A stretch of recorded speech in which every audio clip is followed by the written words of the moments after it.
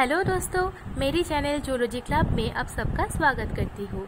ये हमारा third video है इकोनॉमिक जूलॉजी एपीकल्चर के अंदर। तो हमारा थर्ड जो क्वेश्चन है वो है what is royal jelly. Royal jelly क्या होता है? The proteinaceous extracts from the pharynx and maxillary gland of worker bees is called royal jelly. Worker bees का pharynx and maxillary gland से जो proteinaceous extracts होता है उसको कहते हैं royal jelly. This is a milky substance that turn an ordinary bee, an ordinary bee, B-E-E-B, into a queen bee. ये एक milky substance होता है जो एक ordinary bee को एक queen bee पे transfer करते हैं.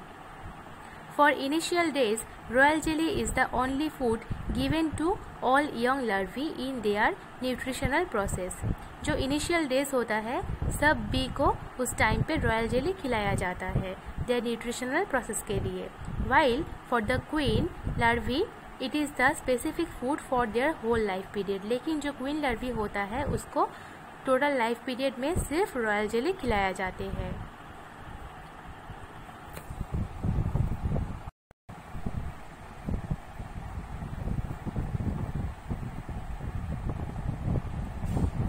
ये हमारा फोर्थ क्वेश्चन है।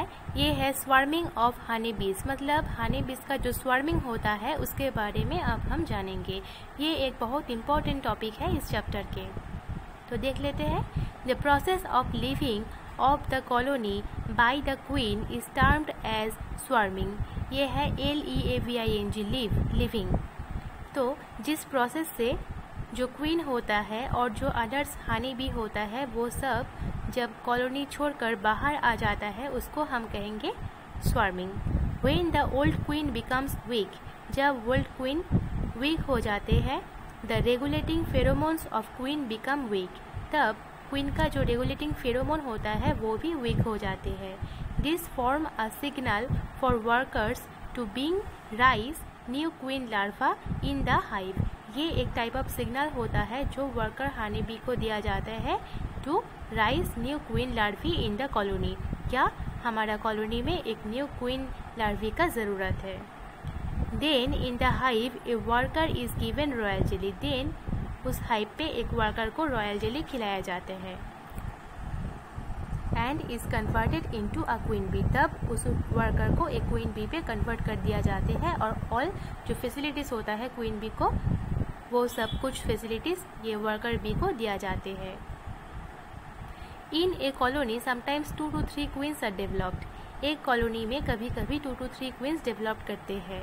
When plenty of food is available, जब सब कुछ फूड बहुत ज़्यादा होता है आसपास में, and the hive is over crowded by the bees, और जब एक हाइव बहुत ओवर क्राउडेड हो जाते हैं, the queen leaves the hive, तब एक क्वीन उस हाइव को छोड़ के चले जाते हैं.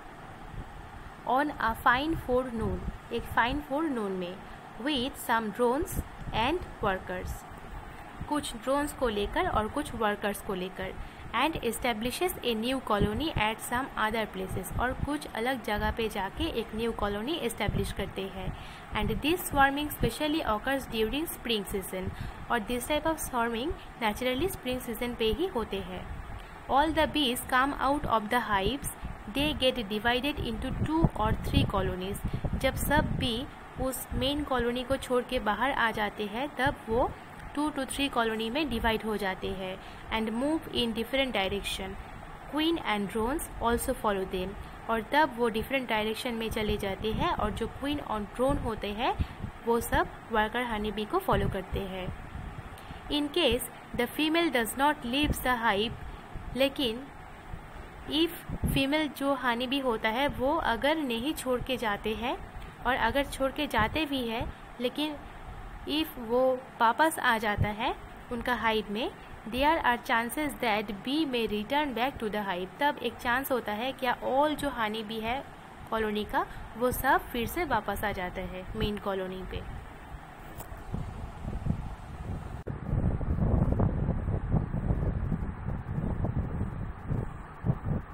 ये हमारा 5th नंबर क्वेश्चन है इकोनॉमिक जूलॉजी एपीकल्चर के अंदर। तो हमारा जो क्वेश्चन है वो है what is absconding in honey bee. Honey bee में जो एब्सकॉन्डिंग होता है वो क्या है, ये हम देख लेंगे। The migration of the complete colony from one place to another takes place due to some unfavorable conditions of life. Life में कुछ अनफेवरेबल कंडीशंस आ जाता है जिसके लिए टोटल जो पॉपुलेशन है एक कॉलोनी का उसको माइग्रेट करना पड़ता है एक प्लेस से अनदर प्लेस में, such as destruction of the hive by termites और वक्समॉथ। ये हो सकता है जो कॉलोनी है वो टोटली डिस्ट्रक्ट हो जाता है टर्माइट और वक्समॉथ की वजह से, and scarcity of nectar producing flowers around the hive. और ये भी हो सकता है क्या वो जो कॉलोनी है वहाँ से जो फूड सोर्स है उसका जो अवेलेबिलिटी है वो ज़्यादा नहीं है और बहुत कम है, इसलिए उसको माइग्रेट करना पड़ता है फ्रॉम एक प्लेस टू अनदर प्लेस।